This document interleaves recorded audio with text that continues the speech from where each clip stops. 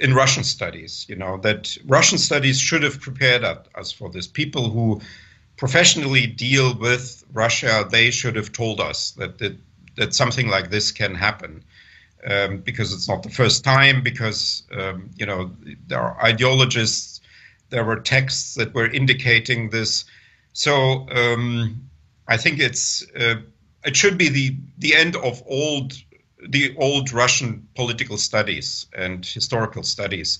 You know, these people, they should have told us that something like that is possible. I've come to, I was rather skeptical about all of this since the 1990s, not because because I know Russia I know Russia pretty well, I think, but also because I know German history, and you know, already in the 1990s, there was a large discussion about Weimar Russia. You know, how much is the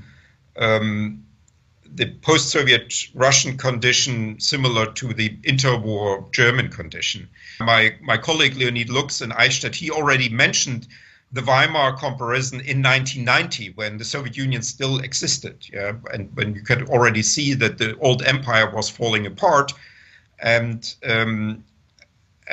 so if you are in this sort of vein, and if you've then read Zhirinovsky and Dugin and so on, then lots of things become possible. There's never been any serious funding for studying Russian imperial nationalism.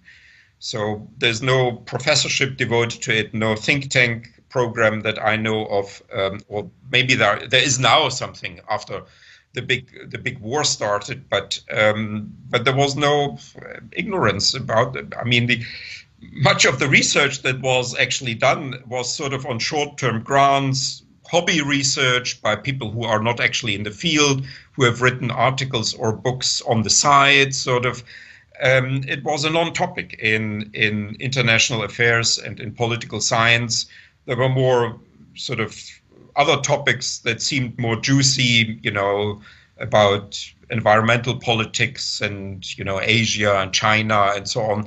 So these were the things that were en vogue back then, and now we are back here in a way to the 20th century with the topics that we are studying.